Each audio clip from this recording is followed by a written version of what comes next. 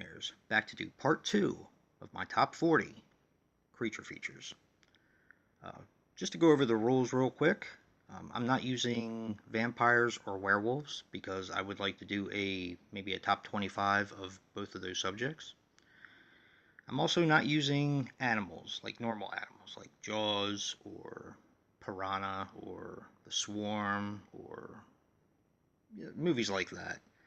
Um, King Kong was one that kind of troubled me a little because it's a normal animal, but it's like a mutation. Um, but I still didn't consider it for this list. So that's kind of I guess, the oddity. And please keep in mind that, of course, this is just my opinion and how I view the films. But without further ado, let's get started. Coming in at number 35, District 9. I know some people will not consider this a creature feature, more of a science fiction film, but I do. I think the prawns are really cool looking. I think they're ingenious in their design. And I am a fan of Neil Blomkamp, however you pronounce his name. I have actually liked all of his films. Chappie has become one of my all-time favorites, and I like Elysium as well. But this is a really, really good film. A lot of fun, and it has a good story behind it. Um, but anyway, that's number 35, District 9. Coming in at number 34, Feast. Now, I do own the 3-pack of this. Feast 1, Feast 2, Sloppy Seconds, and Feast 3, the something about the finish. I don't know. I'm not as big of a fan as I am of this film. I thought this film was done extremely well. I like the style. Um, didn't take itself too seriously. And that's kind of where I feel the other two films kind of lose me. Um, they're more comedies, in my opinion, and just kind of vulgar. I don't know. It just.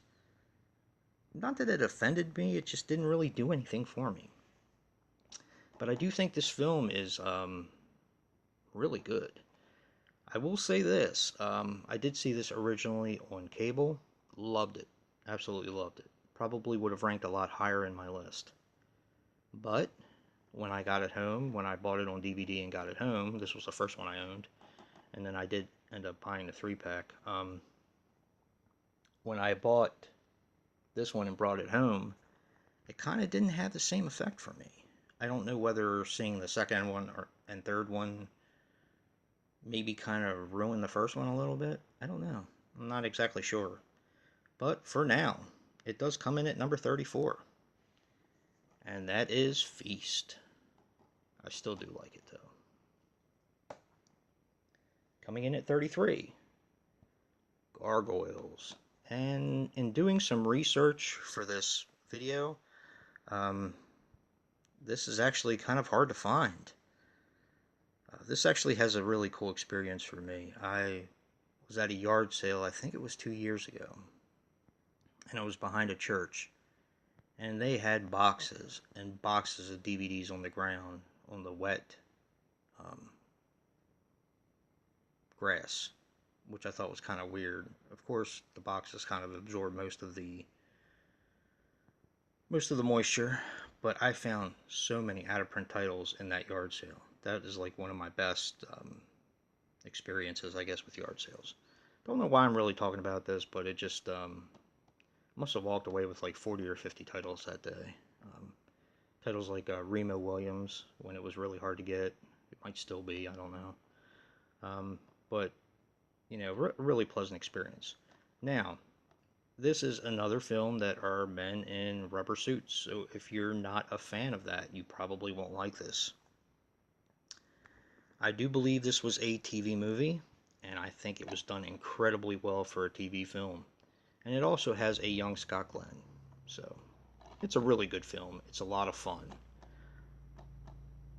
So that is number 33, Gargoyles. Coming in at 32, The Pit. And I do have a question for my viewers out there. If you guys want to comment below, I haven't bought the Blu-ray yet because I've heard that the transfer is actually not good. Something about the aspect ratio, if I'm not mistaken. So if any of you own it, um, definitely comment below. And yeah, let me know what the Blu-ray's like, because I believe Kino brought it out, if I'm not mistaken. But I could be wrong about that. But anyway, The Pit is a fantastic film. It's another one that I've probably seen 2, maybe 3 times tops, but I'm sure if I watched it more, I would probably rank it a lot higher.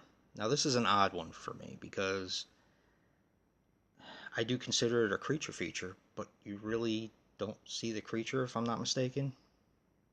Um, it's just kind of implied, but it's a very good film. Um, I definitely recommend it to anyone who likes kind of 70s horror. It's definitely a 70s horror flick, you know, if I'm not mistaken. But anyway, that is number 32, The Pit. Really good film, and that kid is so freaking creepy. Coming in at 31, and this may surprise a lot of people as well, is Gremlins. Um, I have never been the biggest fan of Gremlins, um, even less of a fan of the second one. I do like the film. I do remember the controversy behind it. Um, and what I mean by controversy is it was around that time they were considering making the PG-13 movies.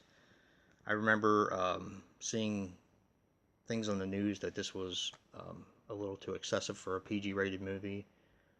Around that time, Indiana Jones and the Temple of Doom also um, kind of fit the bill with that as well.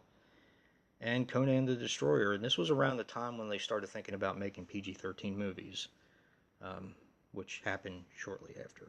But I do like Gremlins. I'm not the biggest fan. I do think it deserves a place in this top 40, but I'm sure a lot of you think I should have ranked it higher, but I don't know. It's just something about it. But I do like it. And that'll bring us to the end of part 2. And like normal, I will give you a few that were considered that were actually on my list but didn't make the cut. Splice. I really like that film with Adrian Brody.